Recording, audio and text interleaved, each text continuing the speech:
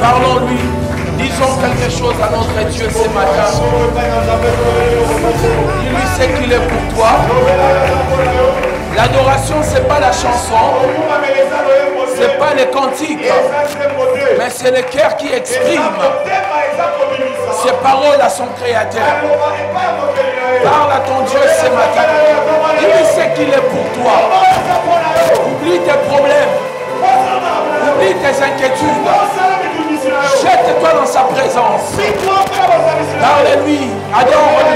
Adorez-le. Adorez notre Dieu. Adorons-le. Adorons-le. Parlons à notre Dieu. Il est merveilleux. Il est le roi. Il est le Seigneur des Seigneurs. Le rocher des âges. L'ancien des jours. Il a existé avant que les jours existent. Il n'a besoin de personne pour être Dieu. Il a existé avant les temps. Il ne vit pas dans l'éternité. Mais l'éternité est en lui. Il est le roi de rois. Le Seigneur des seigneurs. L'infini. L'infini n'arrive pas à le contenir. Les cieux et son trône. La terre et son marchepied. Il est notre Dieu. Il a créé les cieux et la terre. Les choses invisibles et visibles. Il fait exister toutes choses. Et les choses subsistent à cause de sa puissance. Il ne vieillit jamais. Il est notre roi, notre Dieu, notre rocher, le Seigneur des Seigneurs, Jésus-Christ de Nazareth. Donnons-lui la gloire. Célébrons notre Dieu. Célébrez le Seigneur avec des cris de joie, avec des acclamations, avec des acclamations.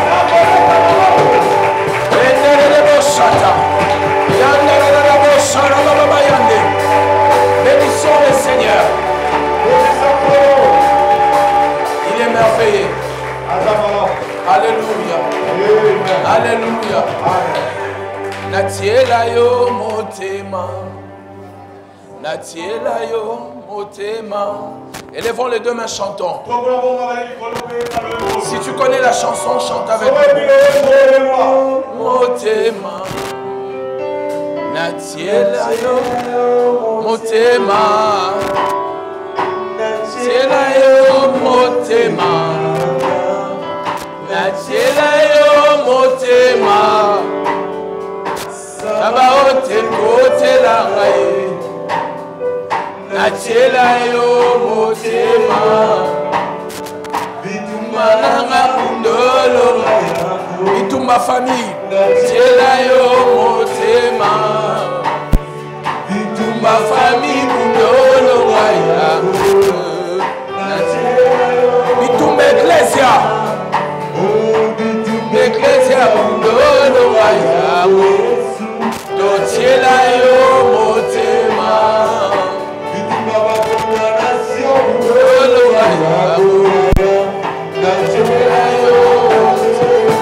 Seigneur Dieu, Totiela yo motema. Seigneur, nous espérons en toi.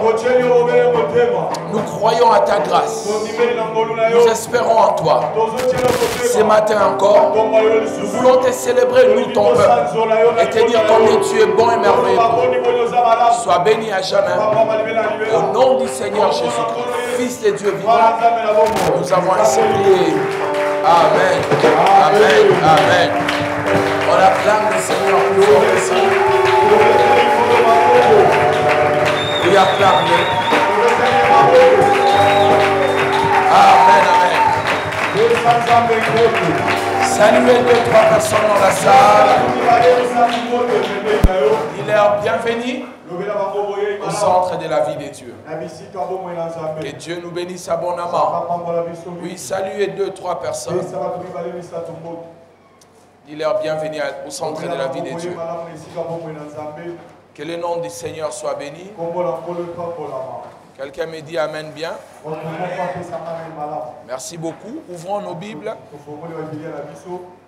Nous lirons des textes pour le message d'aujourd'hui. Les deux textes qui vont nous servir de base pour la prédication, l'enseignement de ce matin. Le premier texte, nous le lirons dans Actes des Apôtres, chapitre 27. Nous sommes dans le Nouveau Testament. Actes des Apôtres, après les 4 évangiles. Au chapitre 27, l'avant-dernier chapitre.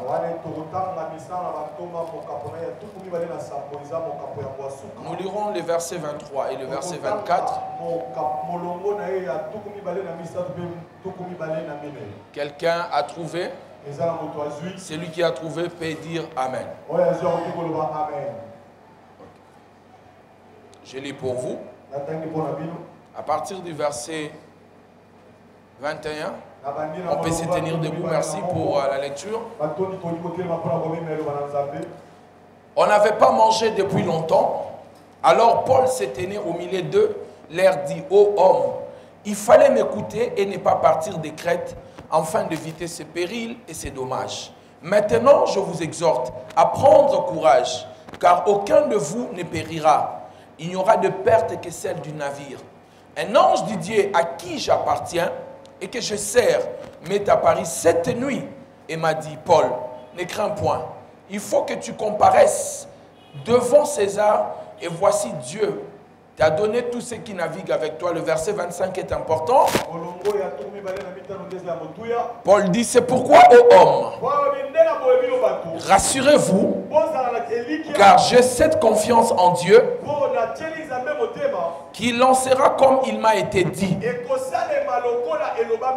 Quelqu'un dit Amen bien. Amen. Matthieu chapitre 6. Le premier livre du Nouveau Testament.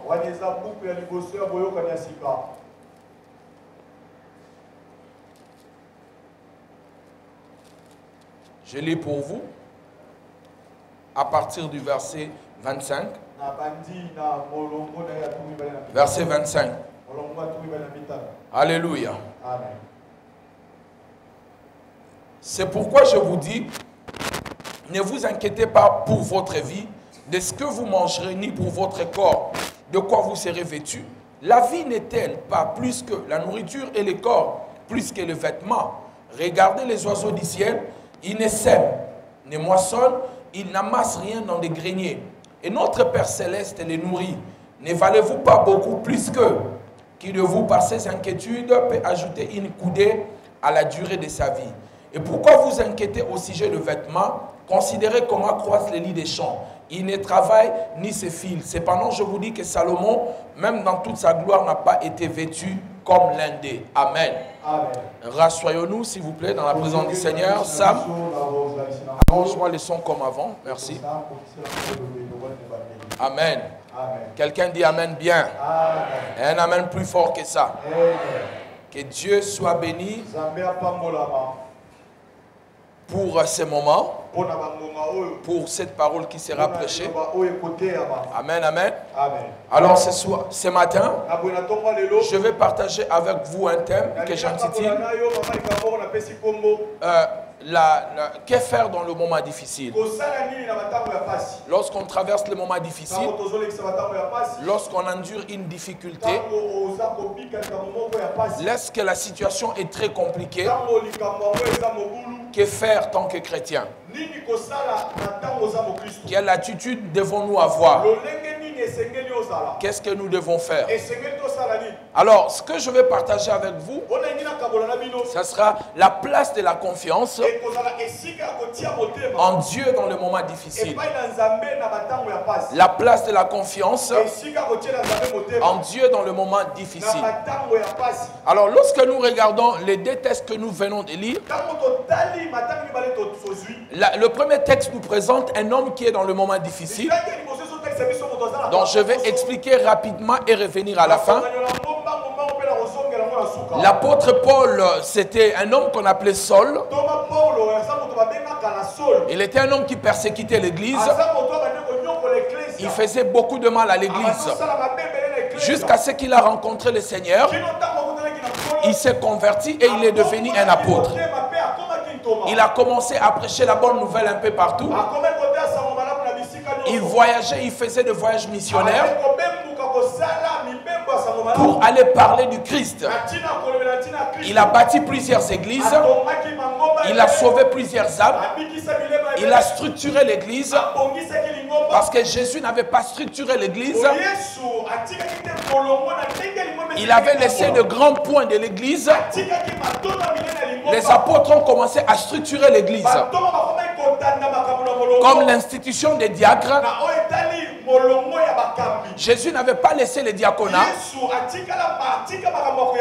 mais les apôtres ont installé les diaconats. Et l'apôtre Paul a organisé beaucoup de choses à l'église. Il a enseigné sur l'ordre, sur beaucoup de choses, sur de grandes vérités sur l'église. Et cet homme a commencé à continuer à faire l'œuvre de Dieu. Et le Seigneur lui avait promis, à cause de son nom, qu'il devait souffrir. Il devait rencontrer de rois et il allait aussi souffrir. Alors il a été arrêté, jugé d'abord à Césarée, jugé d'abord en Israël, et il a demandé, il a fait l'appel d'aller voir le roi César. Parce qu'à l'époque, l'Israël était une colonie des Juifs. L'Israël était une colonie romaine. Donc, il dépendait de Rome. Et l'apôtre Paul a été accusé comme une personne qui avait tendance à apporter un autre royaume. Donc, pas seulement il était accusé comme un religieux, il était aussi accusé comme un homme politique. Un homme qui disait qu'il enseignait sur un royaume qui viendra et qui va dominer tout le royaume. Alors, lors de son arrestation, il devait partir à Rome pour être jugé. Pendant qu'ils étaient dans le bateau, il a donné quelques instructions avant le départ. On n'a pas voulu écouter Paul. Mais la situation était désastreuse. Elle était tellement difficile qu'ils avaient même perdu l'espoir de vivre. C'est en ce moment-là que l'apôtre Paul commence à leur dire les choses qu'il avait vues la nuit. Alors nous fermons la parenthèse et nous reviendrons tout à l'heure. Dis après moi la confiance. La confiance a plusieurs définitions. L'une des définitions de la confiance, c'est l'assurance que nous avons auprès d'une autre personne. L'assurance que nous avons auprès d'une autre personne. La confiance veut aussi dire la sécurité qu'on obtient de quelqu'un. Que cette personne ne peut pas nous délaisser, ne peut pas nous déstabiliser, ne peut pas nous trahir. C'est ce que nous appelons la confiance. Dis après moi la confiance. La confiance veut aussi dire les sentiments que quelqu'un ou les sentiments dont lorsque nous nous fions à quelqu'un entièrement, que nous avons nous sommes sécurisés et nous croyons que cette personne ne peut pas nous trahir. Alors ce que nous devons retenir sur la confiance, c'est accepter de mettre ton avenir entre les mains d'une autre personne. Lorsque vous faites confiance à quelqu'un, c'est-à-dire que vous avez accepté de mettre votre avenir, de mettre votre futur, votre lendemain entre les mains de cette personne. Parce que vous révélerez des secrets à cette personne. Vous lui direz des choses que vous ne pouvez pas dire à d'autres personnes. Vous leur direz, vous lui direz les escroqueries que vous avez faites, les vols que vous avez faits. Donc en d'autres parties, une partie de votre vie est entre les mains de cette personne.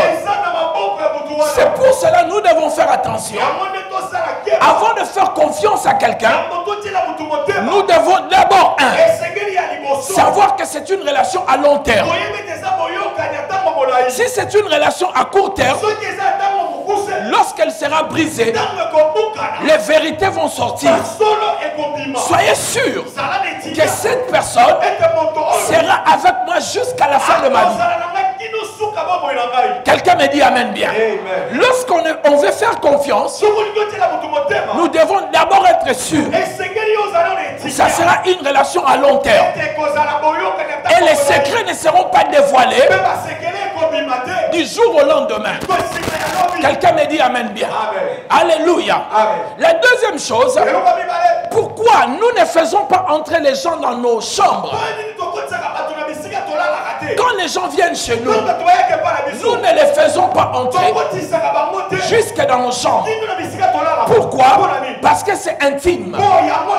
Le cœur est plus intime. La Bible dit, garde ton cœur plus que toute autre chose, car de là provient la vie, les sources de vie. Si la personne ne peut pas entrer dans ta chambre, et dans le cœur tu dois sélectionner. Il y a un mystère dans le cœur. Les gens entrent facilement, mais ils sortent difficilement. Lorsque tu fais entrer quelqu'un dans ton cœur, il peut entrer facilement, mais les faire sortir, des fois ça laisse toujours des dégâts, des déceptions, des blessures, des plaies, des choses semblables. C'est pour cela que nous devons faire attention. Veillez toujours aux personnes que nous voulons faire confiance. Parce que ces personnes détiennent une partie de notre vie. C'est d'où les chantages naissent. Non, cherche le mot, le chantage. C'est-à-dire quelqu'un qui a des informations sur toi et il commence à te dire, si tu ne fais pas ça, je vais dévoiler. Pourquoi il te fait chanter? Parce qu'il détient une partie de ta vie. Parce que tu lui avais fait confiance. Faites très attention à la confiance. On peut aimer quelqu'un sans pour autant faire confiance. Je peux t'accepter chez moi sans pour autant te faire confiance. La confiance, c'est la sécurité que j'obtiens de toi, que je ne peux pas être trahi. Quelqu'un me dit amen bien. Un amen plus fort que ça. Amen. Alléluia. Amen. Alors très souvent, les humains, nous brisons facilement cette confiance. Ne sachant pas, derrière cette confiance que nous avons brisée, nous n'avons pas seulement brisé une confiance, mais nous avons brisé les cœurs, les vies des gens, l'avenir des gens, le rêve des gens, l'espoir des gens. Quand tu trahis quelqu'un, ce n'est pas seulement une confiance que tu brises. Supposons, je suis pasteur d'une église, une maman vient se confier en moi. Pasteur, j'ai 5 enfants. Les 2 ne sont pas les enfants de mon mari. Mais mon mari pense toujours que ce sont mes enfants, ses enfants. Alors, cette maman me fait confiance. En temps normal, elle ne me le dira pas. Mais puisqu'elle voit en moi son pasteur, je la sécurise. Elle croit qu'elle peut me dire tout de sa vie. Elle me donne une partie de sa vie en me révélant ses secrets. Et lorsque moi je veux prendre plaisir de dire à ma femme, de dire à mes frères, j'aimerais dire aux gens ici, à mes futurs pasteurs, quand tu deviendras pasteur, il y a des choses que tu ne dois pas dire à ta femme. Parce que certaines choses, les gens vous les diront parce qu'ils vous font confiance en tant que pasteur. Pas parce qu'ils font confiance à maman pasteur. Il y a des choses de l'église que tu peux partager à ta femme et d'autres secrets tu ne peux pas les dire. Tu dois être un tombeau, mourir avec les informations. pas dire à ta femme. Car ta femme peut avoir aussi une amie, un frère, une sœur à l'église, à qui elle peut dire aussi ne le répète pas. Vous connaissez l'histoire. Je t'ai dit mais ne le répète pas. L'autre aussi va dire et dit ne répète pas. L'autre aussi va dire dis et ne répète pas. À la fin du mois, tout le monde est au courant. Alors l'intelligence et la sagesse, c'est de garder les informations. Mais quand moi j'ai trahi cette femme, je vais dire aux gens, vous regardez sa sainteté, parce qu'elle porte de longues jupes. D'ailleurs, les deux enfants ne sont pas les enfants de son mari. Je ne trahis pas seulement la confiance. Je brise un mariage. Je détruis les enfants. Je détruis une famille. À chaque fois que tu penses à trahir une personne, ne pense pas seulement à la colère que tu as vis-à-vis d'elle. Mais pense aux choses que tu vas détruire en divulguant certaines informations. Parce que quand elles vont sortir, elles ne pourront plus revenir. Faites très attention à la confiance. Quelqu'un me dit la confiance. Je vais t'entendre bien la confiance. Tape la main d'une personne. Pose-la la question. Est-ce que je peux te faire confiance? Change les voisins et dis est-ce que je peux te faire confiance? Quelqu'un me dit amen bien. Amen. Honorez toujours la personne qui vous fait confiance. Car c'est un niveau très élevé dans une relation. Le niveau le plus élevé dans une relation, c'est la confiance. Quand quelqu'un te fait confiance, c'est-à-dire te laisse son cœur, il te laisse sa vie, il t'accepte. Donc le niveau le plus élevé dans les relations humaines, c'est pas lorsqu'on te donne l'argent, c'est lorsqu'on te fait confiance. C'est pour cela, tant que pasteur, et vous les futurs pasteurs, ne cherchez pas d'abord l'argent des brebis. Ne cherchez pas d'abord leur maison. Ne cherchez pas leur voiture. Cherchez d'abord leur confiance. Lorsque vous gagnez confiance de quelqu'un, la personne peut tout vous donner. Vous savez pourquoi certains papas ne laissent pas leurs jeunes filles venir à l'église? Ils ne font pas confiance au pasteur. Ils ne laissent pas leurs femmes venir à l'église parce qu'ils ne font pas confiance au pasteur. Dès lors que quelqu'un te fait confiance, il te laissera sa maison, sa voiture, son argent, sa femme, parce qu'il te fait confiance. Tape encore la main d'une personne. Dis-lui, est-ce que je peux te faire confiance?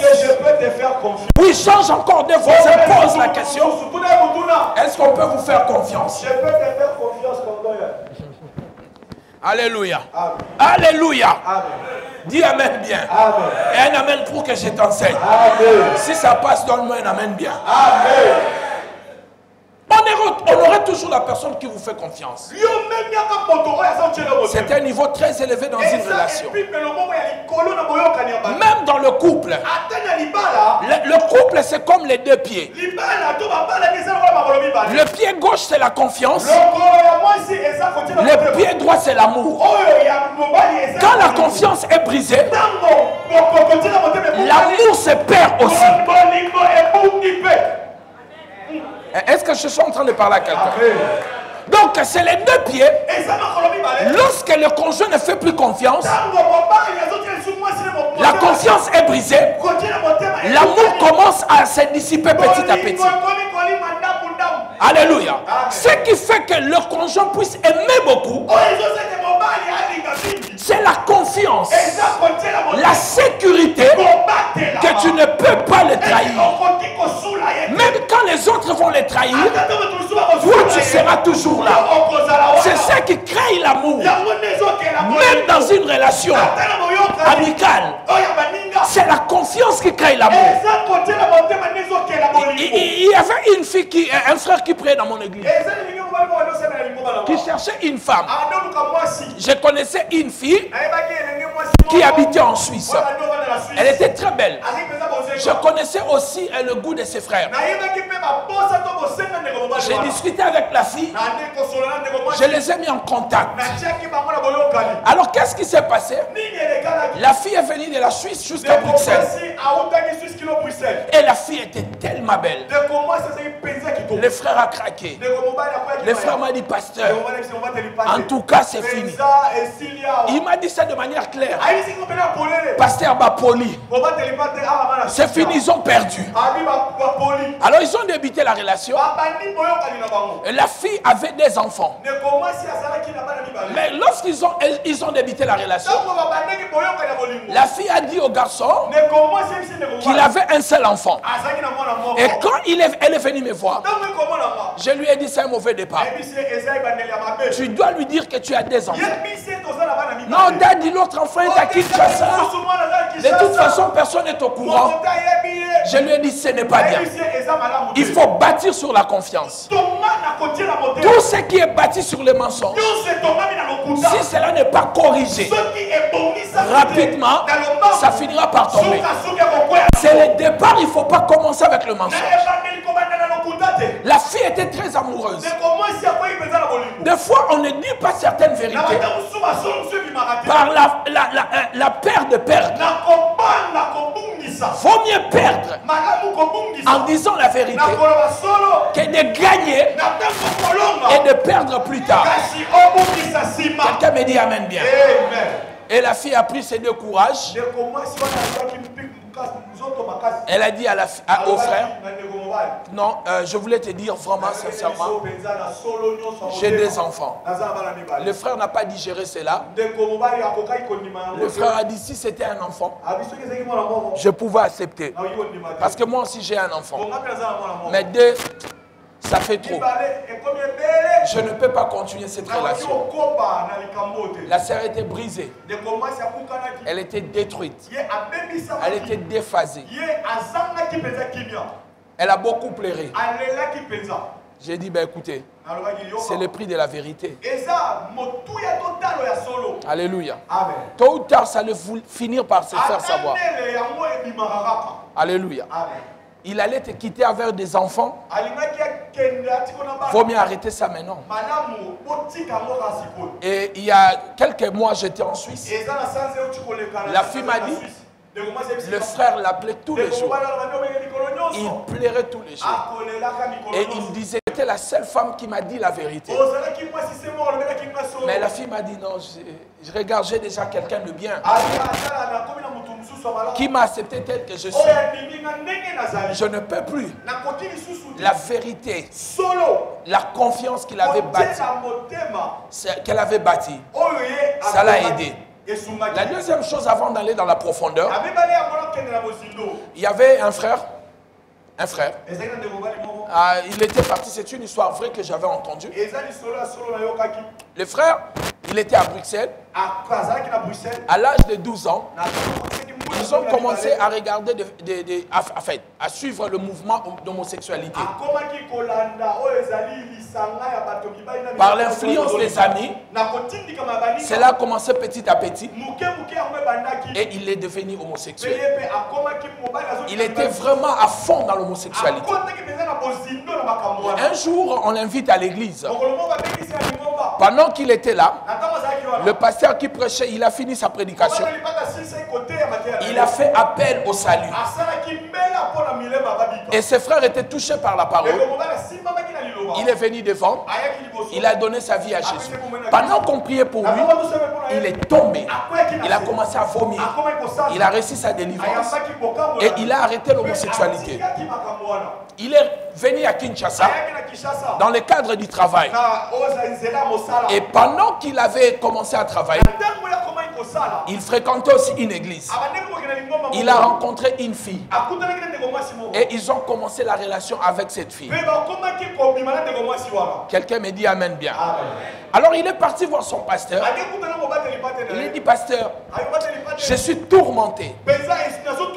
Tel que que je suis là, j'étais homosexuel. Vraiment, j'étais à fond dans ça. Maintenant, je vais me marier. Est-ce que je dois dire à ma femme? Le pasteur lui a dit, il faut dire à ta femme. Parce que tôt ou tard, ça va se savoir. Le monde est petit. Quelqu'un te connaît. Un jour, il dira ça à ta femme. Ce qui fait très mal, c'est lorsqu'on apprend la vérité chez une autre personne. Vaut mieux apprendre la vérité par la bouche, ta propre bouche, que d'apprendre chez une autre personne. Il a pris ce courage. Il a appelé la femme chez le pasteur. Il a dit, bon, je voulais te dire, j'étais homosexuel pendant tant d'années, mais je ne le fais plus. La fille s'est levée, l'a giflé. Elle a claqué la porte du bureau du pasteur. Elle est partie. Les frères étaient brisés, détruits. Détruit. Parce qu'il était très amoureux. C'est la première fois qu'il tombe amoureux d'une femme. Il avait vraiment aimé cette femme. Dis Amen bien. Et il a dit au pasteur, tu m'as rendu un mauvais service. Le pasteur lui a dit, je comprends. Mais si c'est la femme de ta vie, elle reviendra. Alors 15 jours après, la fille est revenue à l'église voir le pasteur. La fille a dit au pasteur, je voulais d'abord te demander pardon. Quel que soit le problème, je ne devais pas agir de cette façon.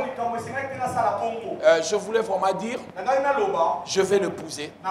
Non, la fille a dit d'abord au pasteur, il voulait parler à ses frères-là. Le pasteur a fait appel aux frères. Et le frère est arrivé. La fille l'a regardé dans les yeux. La fille a dit, je vais te prendre comme mari et tu seras le père de mes enfants. Ils se sont mariés. Quelques mois après, son téléphone était sur les lits. Et le téléphone, le téléphone de sa femme. Le téléphone de sa femme a sonné.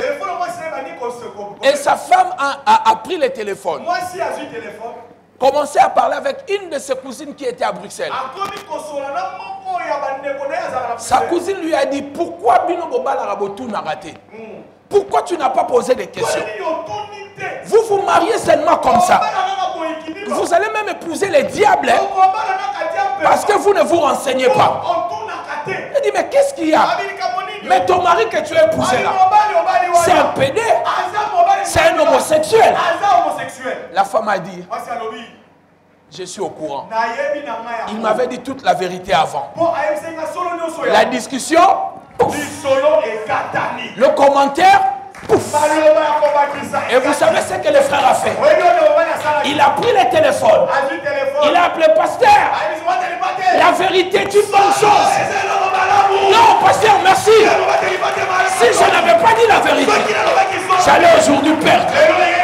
La conscience est très importante. Quelqu'un me dit Amen bien. Un Amen plus fort que ça. Maintenant, les choses qui détruisent la confiance sont nombreuses.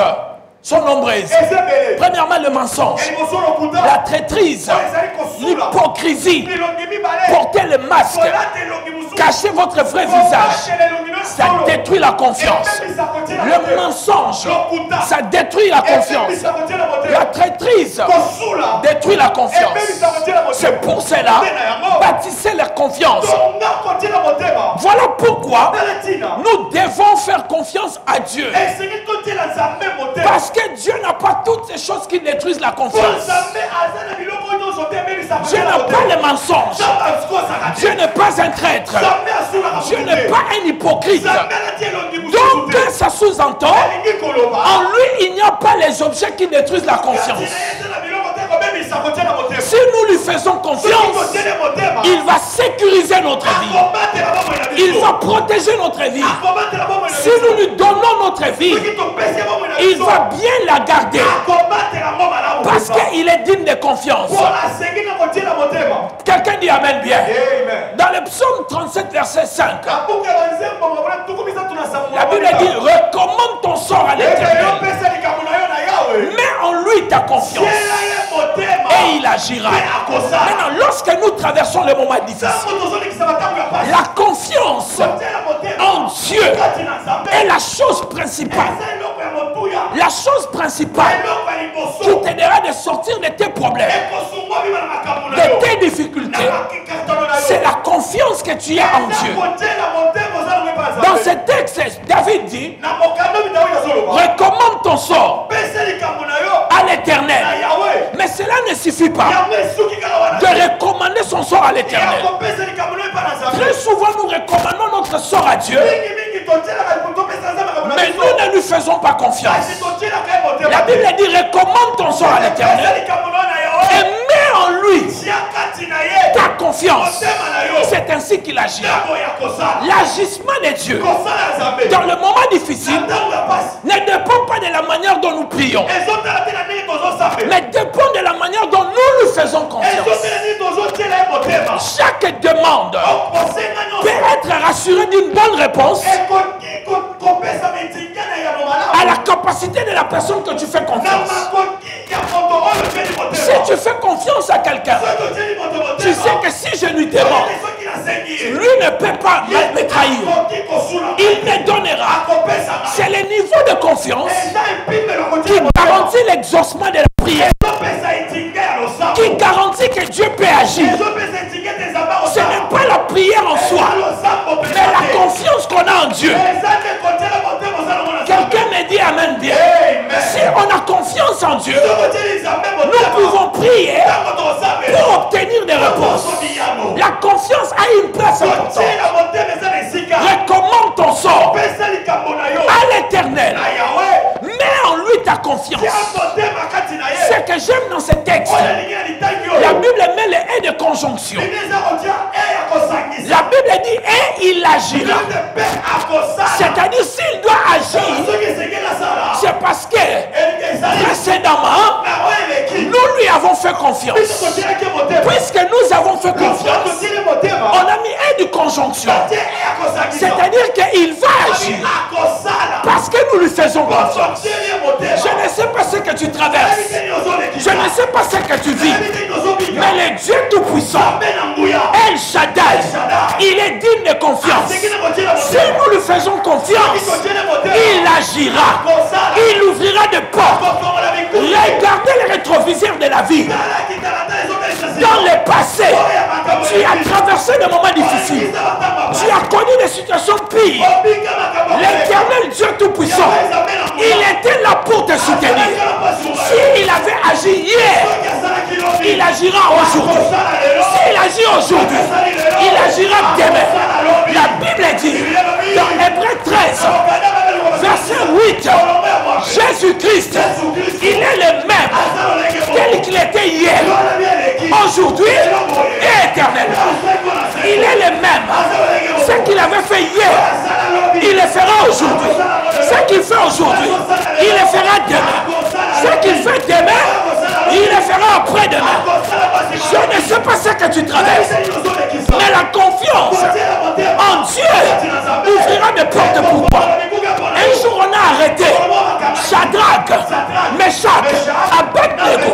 On les a jetés. Avant de les jeter, le roi a dit, si vous m'adorez, vous adorez les statues, je ne vais pas vous jeter. Mais si vous ne m'adorez pas, je vous jetterai. Et je verrai quelle est cette personne qui viendra vous secourir. Shadrach, Meshach, Abednego, ils ont dit ceci. Nous savons que notre Dieu, il nous délivrera. Même s'il ne nous délivre pas, nous ne t'adorerons pas. Mais il nous délivrera. La confiance en Dieu te donnera de grandes victoires. Daniel a dit, c'est le peuple qui connaîtront leur Dieu. Ils agiront avec fermeté. Si Si tu connais ton Dieu, tu sais comment il agit, tu sais comment il fait, le problème ne te fera pas fuir. Les difficultés ne te feront pas fuir. Mais bien-aimé dans le Seigneur, la Bible déclare, mon juste vivra par la foi. La foi, c'est la confiance qu'on a en Dieu. Je traverse des moments difficiles. Oui, je le sais. Mais le Dieu Tout-Puissant, il n'est pas encore mort. Il est au ciel. Il me fera sortir de là où je me trouve. S'il a permis que je souffre, c'est qu'il me fera sortir de là. S'il a permis que le problème puisse m'arriver, il me fera sortir de là. Je n'abandonne pas. J'ai confiance à l'Éternel. Je regarde ses promesses. Je ne regarde pas ce que je vis. J'ai confiance en lui. La confiance, c'est la sécurité que lui me donne dans les moments difficiles. La confiance, c'est ma sécurité vis-à-vis de Dieu Tout-Puissant. Il me sécurise. Il m'avait dit qu'il ne m'abandonnera jamais. Il ne me délaissera jamais. Il ne peut pas m'abandonner. Il ne peut pas me délaisser. Je ne sais pas par quoi tu traverses. Je ne sais pas ce que tu vis. Mais j'aimerais te dire, il ne peut pas t'abandonner. Il a suivi Moïse dans le désert. Il a suivi Joseph en Égypte. Il peut te suivre partout. Dans tous les problèmes, dans toutes les difficultés. Il peut te suivre pour te donner la solution. Si tu crois, dis yes! J'ai confiance en Dieu. J'ai confiance en lui. Je sais ce que j'ai traversé. J'ai dormi à l'église. J'ai dormi sur les nattes. J'ai habité chez les gens. Mais il m'avait dit, il ne m'abandonnera pas. Il a créé des circonstances. Il a touché des gens. Il m'a donné des relations pour me faire sortir de mes problèmes, de mes difficultés. J'aimerais dire à quelqu'un, ce que tu traverses ne te tuera pas. Le nom de Dieu sera glorifié dans ce problème. Mets ta confiance en lui. Il agira. Il agira. Il agira. Il agira. Tape la main de trois personnes. Dis-leur, Dieu agira. Dieu agira. Dieu agira.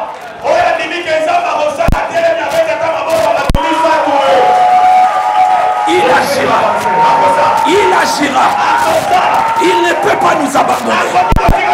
Il avait dit cela. Sa parole est vraie. Il ne peut pas nous abandonner. Asseyez-vous, je vais vous enseigner. Asseyez-vous, je vais vous enseigner. Dieu ne peut pas agir tranquillement. Faire disparaître ta situation si tu ne le fais pas confiance. Quand tu commences à faire confiance en Dieu, il commence à sécuriser ta vie. Tu dois le faire confiance. Parce qu'il connaît tout. Et il contrôle tout. S'il permet une situation puisse t'arriver, c'est qu'il sait comment il te fera sortir de là. Il a permis une situation à Job. Pendant que Job regardait sa situation, lui, il savait comment Job allait sortir de ses problèmes. Quelqu'un me dit Amen bien. Des fois, nous sommes désespérés. On a des questions sans réponse. De pourquoi? Pourquoi? Quand? Qu'est-ce que je fais? Pourquoi il ne m'entend pas? Il sait ce qu'il est en train de faire. Il n'a jamais abandonné quelqu'un. Il paye toutes ses dettes. Il a la réputation de payer toutes les dettes. Dieu ne doit à personne. S'il avait dit quelque chose par sa bouche, sa main est puissante pour apporter la réponse. Quelqu'un me dit Amen 3 fois. Amen. La Bible dit dans Romains 8, verset 28. Toutes les choses concourent, coopèrent au bien de ceux qui aiment Dieu. La Bible n'a pas dit de bonnes choses. La Bible dit toutes choses. Et les bonnes choses. Et les mauvaises choses. Quand ça t'arrive, Dieu ne fera coopérer à ton bien. La finalité, ça sera ton bien. Si tu crois, dis Amen bien. Amen. Alléluia. Amen. Très souvent, nous avons des questions. Sans réponse. réponse. Disons pourquoi, quand, comment. Mais tout dépend à qui tu fais confiance. Vous savez, si vous avez tellement confiance à quelqu'un, il suffit qu'il vous donne seulement une parole. Tu vas dormir. C'est ce qui nous met dans l'inquiétude. C'est parce que tu ne fais pas confiance. La personne te dit demain à 15h. Tu sais qu'il ne viendra pas demain. Alléluia. Amen. Mais si tu as confiance à cette personne, vous savez, la parole de cette personne vaut de l'or. Si cette personne a parlé, elle va faire, elle agira. Et le comment et le pourquoi, le quand, dépend à qui tu fais confiance. Quelqu'un me dit Amen bien. Nous devons faire confiance. Parce qu'il y a des récompenses pour ceux qui font confiance en Dieu. La première récompense, c'est la paix. Une personne qui est dans le trouble, dans les difficultés, dans les problèmes, il accepte de faire confiance en Dieu. La première des choses qu'il obtient, c'est la paix dans son cœur, la tranquillité. Ésaïe 26, verset 3. La Bible dit à celui qui est ferme dans ses sentiers, tu assures la paix. La paix, parce qu'il se confie en toi. Lorsqu'on se confie en Dieu, on a d'abord la paix. Je ne sais pas si ça vous arrive. Lorsque tu as des problèmes, moi ça m'arrive. Quand je vais prier, j'ai tellement confiance en Dieu. En sortant de la prière, j'ai une paix, c'est comme si le problème a été déjà résolu. Dis Amen. Amen. Regardez-moi, je vais vous faire une expérience psychologique. Pourquoi on s'inquiète? C'est parce que nous ne sommes pas sûrs d'avoir la chose ou de retrouver la chose. Quand tu sors chez toi, tu arrives quelque part, tu te rends compte que tu n'as pas ton téléphone et tu avais pris des transports. Tu commences à faire quoi? À t'inquiéter. Alléluia. Pourquoi tu t'inquiètes? Parce que tu ne sais pas si tu vas retrouver le téléphone. L'inquiétude naît à cause de l'incertitude de la vie. Quand on n'est plus sûr de réussir, ça fait naître l'inquiétude. Tu peux venir à l'église. On prêche ici. Les gens se lèvent.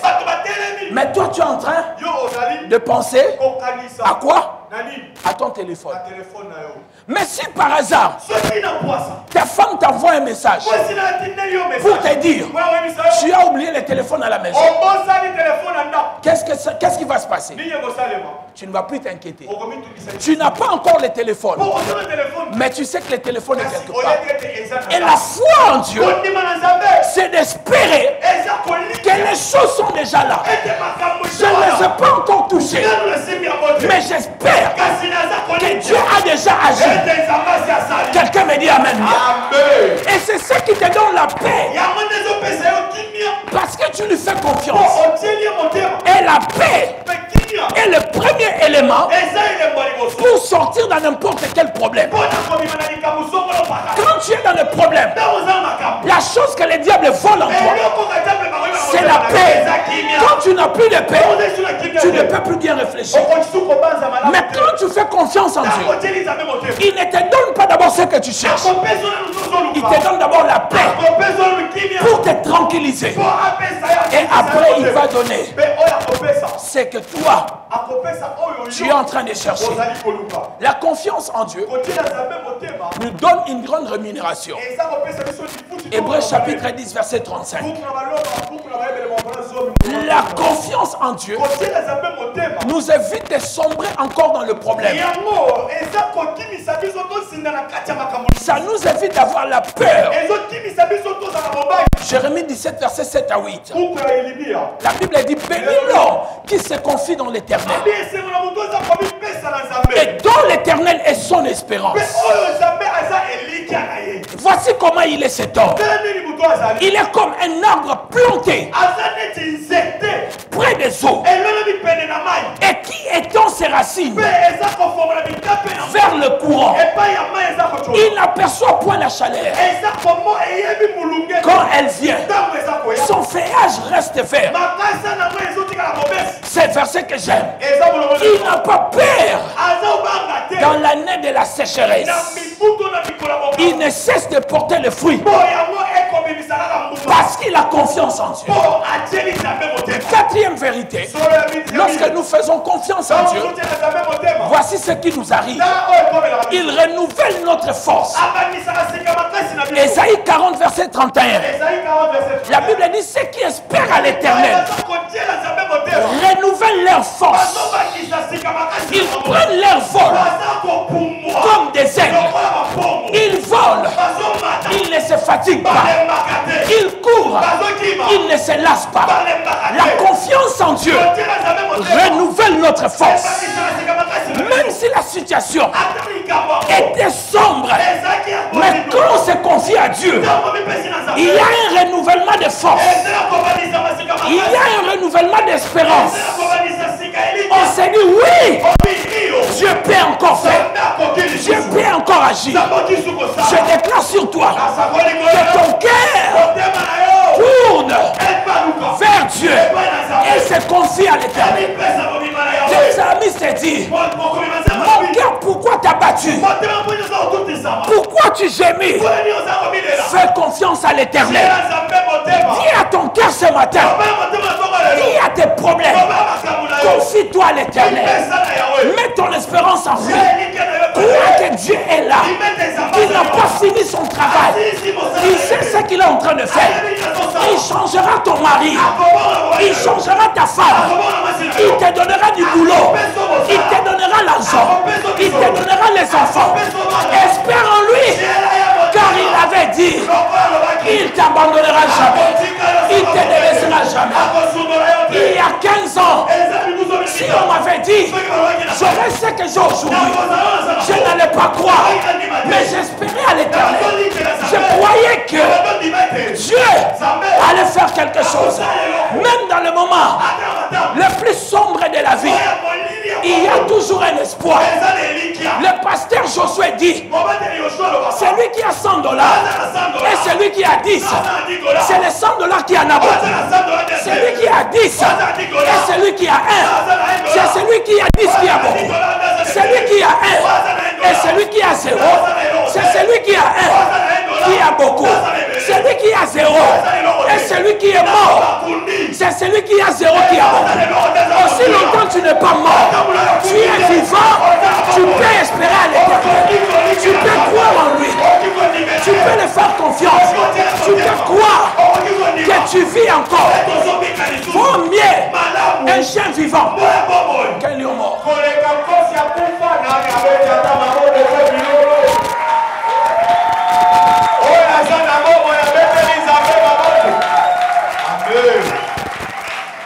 Un lion mort, il ne fait plus peur à personne. Mais un lion, un chien vivant, même s'il est attaché, ses aboiements, ça peut, si ça ne te fait pas faire ça, ça va te déranger. Il vaut mieux rester encore vivant. Si longtemps tu n'as pas mis ta tête sur la terre. Pire encore, même si tu meurs, il peut te ressusciter comme ça. Quelqu'un dit après moi espérance. Espérance à l'Éternel. Je vais clôturer mon message. 1 Pierre chapitre 5 verset 7. L'apôtre Paul dit, déchargez-vous de tous vos soucis sur lui et il prendra soin de vous. Toujours est de conjonction pour qu'il puisse prendre soin de toi Décharge-toi de tous tes soucis. Quand on vient en Dieu, on ne donne pas à Dieu des soucis et on garde 3. Il prend tous nos soucis. Avant que Dieu agisse dans ta vie, tu dois d'abord mettre tous tes soucis, tous tes problèmes. Dis Seigneur, je me décharge sur toi. Donne-moi un sommeil tranquille. Dans notre pays, tu peux mourir vite. Quelqu'un me dit Amen bien. Hier, j'ai regardé des vidéos. On est en train de démolir des quartiers. Et l'État dit qu'il est supérieur à la Cour suprême. Mais qui a délivré les documents? N'est-ce pas c'est l'État? Ce n'est pas des bourgmestres, ce n'est pas des... Comment on les appelle? Les gens qui s'occupent, comment on les appelle? Comment? Les gens des cadastres. Tous ces gens-là. Mais c'est eux qui donnent les numéros cadastrés. Mais après, le même l'État dit, je vais casser. Et il dit, il est supérieur. Imaginez que tu avais commencé à construire. On te casse la maison. Mais si tu n'as pas confiance en Dieu, on t'enterre. Dès qu'on t'appelle comme ça, tu fais crise cardiaque. Dis Amen bien. Tu te réveilles, on te dit non. Le dollar est passé à 1600. Si dans ce pays, nous ne faisons pas confiance en Dieu, je ne dis pas aux pasteurs, je ne dis pas à tes parents, je ne dis pas aux hommes politiques, mais je dis en Dieu, on peut sombrer facilement. Il n'y a que Dieu qui peut nous sécuriser sur cette terre des hommes. Sur cette terre des hommes, il n'y a que Dieu qui peut nous sécuriser. Et il dit avant d'agir, déchargez-vous de tous vos soucis. Oui, nous devons des fois accepter de ne pas avoir certaines réponses maintenant, mais de continuer à faire confiance en Dieu. Des fois, il nous faut passer par là où nous passons pour se rendre qu'il est le Tout-Puissant, pour se rendre compte qu'il est omniscient, pour se rendre compte qu'il est redoutable. Je clôture mon message dans les textes que nous avons lus. L'apôtre Paul, il est dans les dangers. Il est en train de... Il est dans le bateau. Le bateau sous la haute mer. Et le bateau est en train de chavirer. Le bateau est en train de chavirer sous une grande tempête. Et la nuit, pendant qu'il dormait, il a vu un ange de Dieu le dire, Paul, n'ayez pas peur. Vous ne mourrez pas. Toi, quelqu'un dit Amen bien. Nous pouvons tous dormir dans les mêmes problèmes. Mais nous ne voyons pas le même problème. La nuit. La nuit et tous étaient dans le même problème.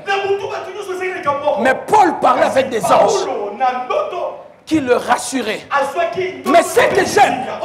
Paul a dit dans le verset 25, il a dit aux gens qui étaient là, j'ai confiance en Dieu, car il sera comme il m'avait dit.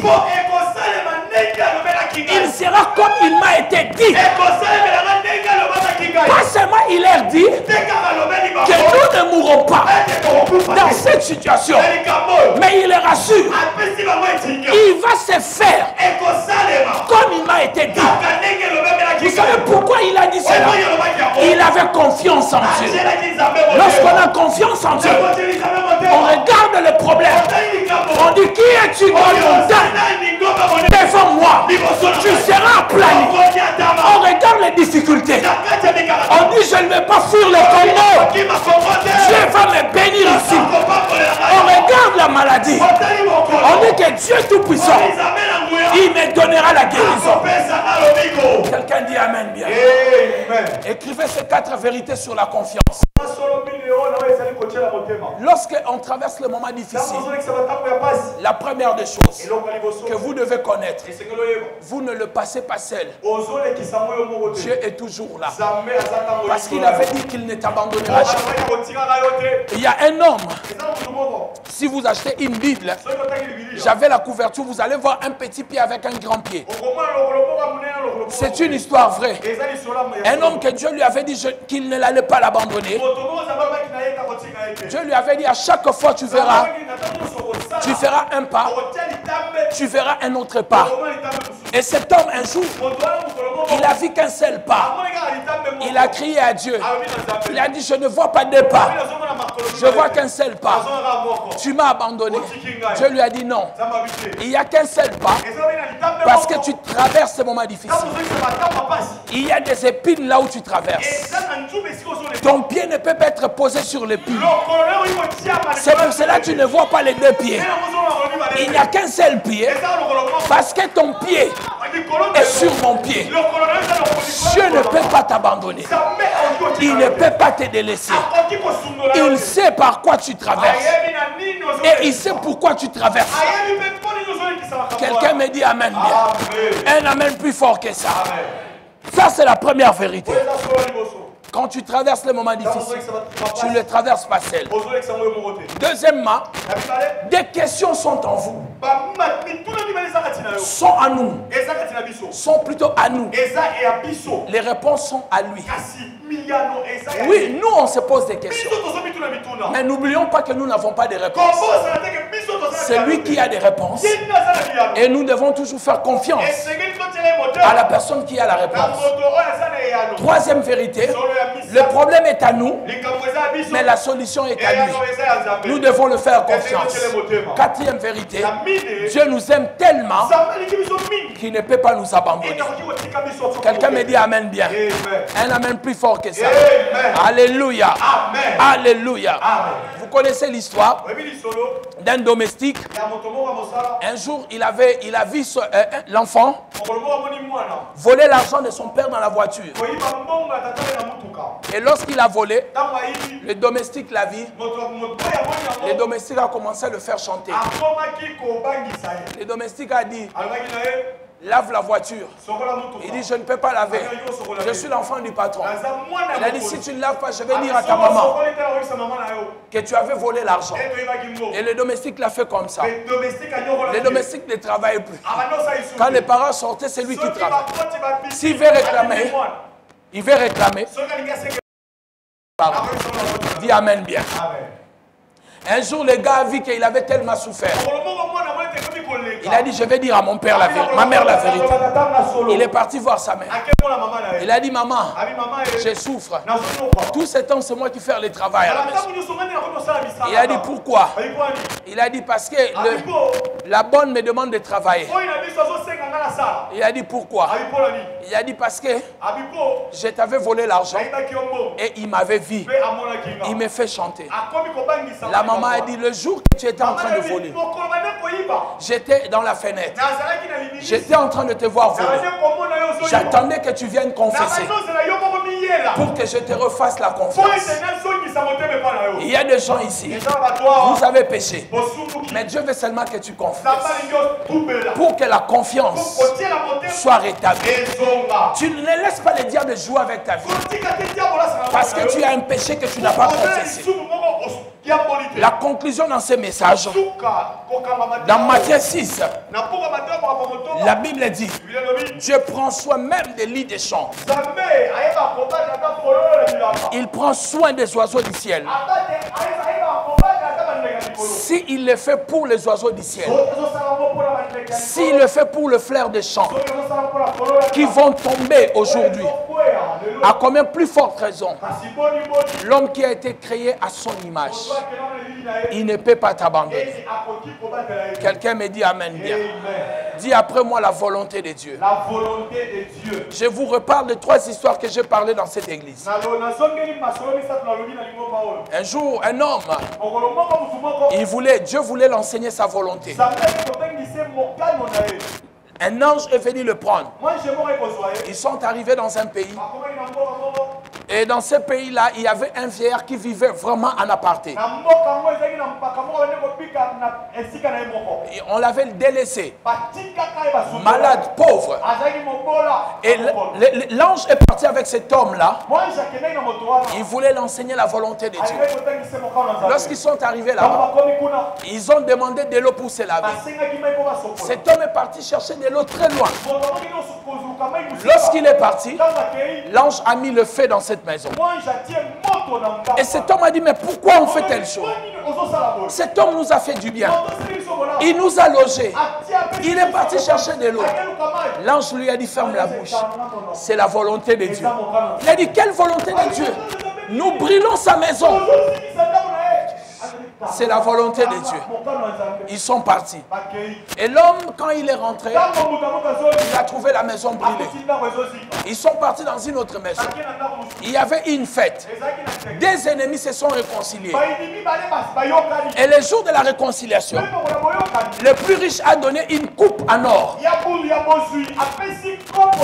Il a dit, puisque nous avons fait la réconciliation, prends la coupe en or comme cadeau.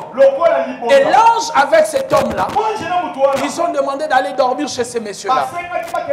Puisqu'ils étaient des étrangers, on les a logés. La nuit, l'ange a volé la coupe. Il a dit à cet homme, partons. Mais l'homme a dit, mais pourquoi on doit faire cela? Mais tu es un voleur.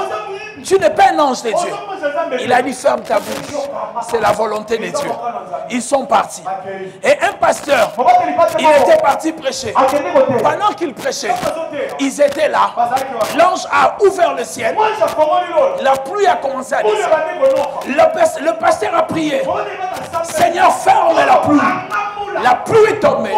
Les gens se sont dispersés. Et le pasteur s'est fâché. Il a déchiré la Bible. Il a dit, je ne prêche plus. Dieu m'a abandonné. Et l'ange lui a dit, c'est la volonté de Dieu.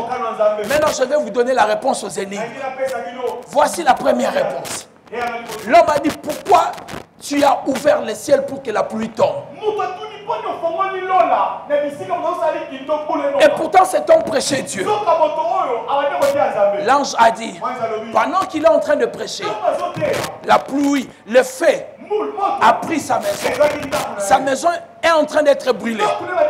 Si on ferme la pluie maintenant, le feu va continuer et sa maison sera brûlée. Il va finir la prédication. Il sera content. Mais quand il va arriver chez lui, sa femme et ses enfants seront morts. Il va maudire Dieu. Vaut mieux que les gens s'arrêtent maintenant. Il prêchera demain. Et quand cet homme est arrivé chez lui, il a béni Dieu. Il a dit, Dieu, pardonne-moi. Parce que je n'avais pas compris l'œuvre de ta main. Des fois, nous parlons beaucoup parce que nous ne sommes pas dans les conseils de Dieu. Nous ne savons pas ce qu'il fait derrière. Il a dit, alors pourquoi on a volé la coupe? Il a dit, celui qui était riche, il avait empoisonné la coupe.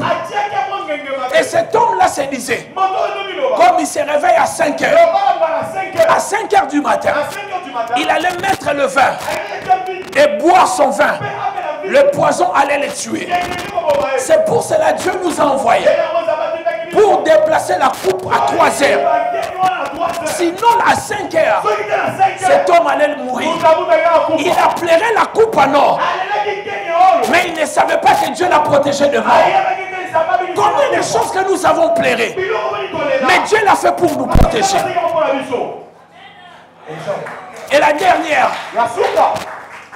Pourquoi nous avons brûlé la maison de ces vieillards? Il nous a fait du bien.